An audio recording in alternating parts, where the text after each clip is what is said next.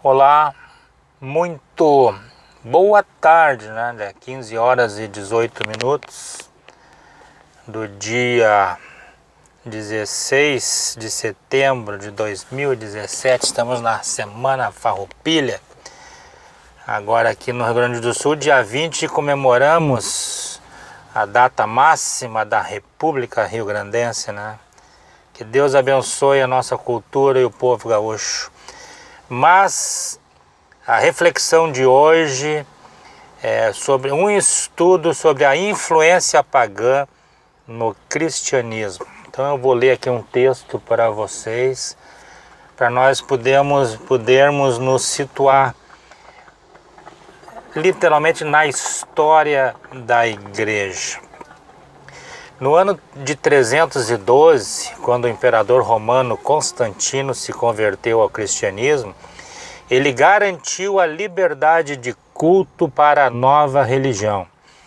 Ele é considerado por muitos o fundador da Igreja Católica. Eu pessoalmente tenho a mais absoluta convicção de que ele é que fundou a Igreja Católica, porque até o ano 325, até o ano 312, 320, a igreja ela não se reunia em basílicas, nem em templos, ela era simples, se reunia nas casas, sem cerimonial, né, sem um líder episcopal, né, e quando ela era perseguida pelos romanos, ela era viva e eficaz, porque a presença do Espírito Santo operava sinais, prodígios e maravilhas entre os crentes. Mas a partir de que quando Constantino ele se converteu e introduziu as práticas pagãs da Grécia e da própria prática que havia na corte imperial, o Espírito Santo arrefeceu-se, se retirou e se constituiu o cristianismo em uma religião. Então, o cristianismo atual, ele é o herdeiro, recebeu por herança da Igreja Católica, que o Império estava em decadência, o Império Romano. Então ele teve uma boa ideia, entre aspas, para perpetuar o poder do Império através de uma religião. Nós vamos prosseguir dando mais uma leitura aqui. Para tanto, ele se baseou nas práticas que conhecia, os antigos cultos pagãos e o cerimonial da corte imperial.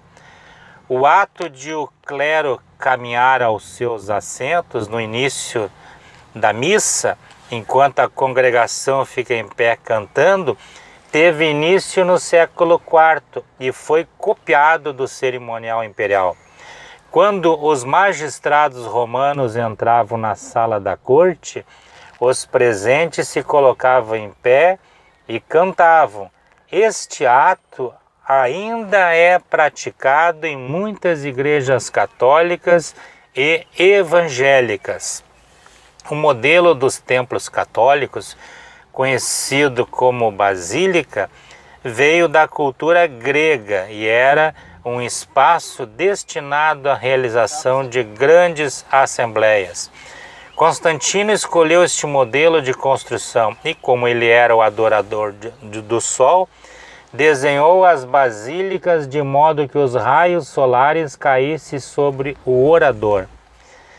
Elas sempre eram construídas voltadas para o leste, onde nasce o sol, assim como eram os templos gregos e romanos. No altar das igrejas sempre encontramos a cadeira do bispo, que normalmente é a mais confortável que as outras, e na época romana esta cadeira era reservada ao juiz ou ao mestre que iria lecionar alguma matéria. e ao lado dela havia 2 fileiras de cadeiras reservadas aos anciãos. Isto ainda acontece nas igrejas cristãs, sejam católicas ou evangélicas, e também são vestígios da cultura pagã. Outra prática copiada dos rituais ao imperador, que foi levada para a igreja por Constantino, foi o uso de velas e a queima de incenso. Era costume dos imperadores serem recebidos por luzes e especiarias aromáticas. As vestes dos clérigos também foram inspiradas nas roupas dos oficiais romanos. Mas a prática pagã mais utilizada pelos cristãos ocidentais talvez seja a cerimônia religiosa do casamento. Os historiadores dizem que o casamento, como conhecemos hoje, surgiu em Roma, mas na Grécia já era costume as pessoas usarem branco e em ocasiões especiais, como o nascimento ou casamento. Então, amados, é importante nós termos essa consciência para que em Atos 17 e 24, Deus afirma categoricamente que Ele não habita em templos feitos por mãos humanas. A igreja de Cristo, a verdadeira igreja de Cristo, até o inimigo ter transformado nessa religião que vem até hoje, essa mentira, eles tinham a plena consciência que onde 2 ou 3 em qualquer lugar se reunisse em torno do nome de Jesus ou das Escrituras Sagradas, ali estava representada fisicamente pela presença de 2 ou 3 pessoas, a noiva de Jesus, a igreja de Cristo, sem a necessidade de liturgias, de pompas, de púlpito, né?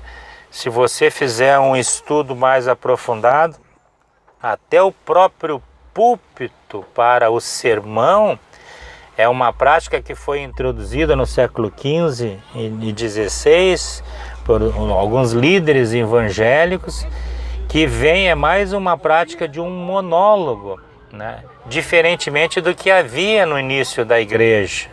No início da igreja, os cultos, todos tinham a liberdade de falarem. Era um debate, era uma conversa. Assim, a palavra de Deus nos ensina, porque quando orarmos, não fazeis que nem os hipócritas que fazem largas e repetitivas orações, que nem papagaio, né? Mas, quando você conversa com uma pessoa, você fala, você escuta, você pondera, você reflete. E é isto que Deus quer de nós, que nós venhamos a falar e a nos expor os nossos sentimentos na medida em que nós estamos sentindo. Se estamos tristes, falamos sobre a nossa tristeza. Se estamos alegres, vamos cantar louvores. É isso que Deus quer. Deus criou nós perfeitos para que nós, através da nossa inteligência espiritual, venhamos a nos relacionar com Deus e com as pessoas da forma mais simples e perfeita possível, sem sermos repetitivos. Amém, amados? Em outra oportunidade vamos aprofundar mais esse estudo muito importante sobre a história da igreja. É importante você conhecer a história para poder discernir o tipo de espírito que habita, entre aspas, essa igreja atual. Amém? Um beijo no coração, que Deus nos abençoe abundantemente. Fiquem na paz do Senhor.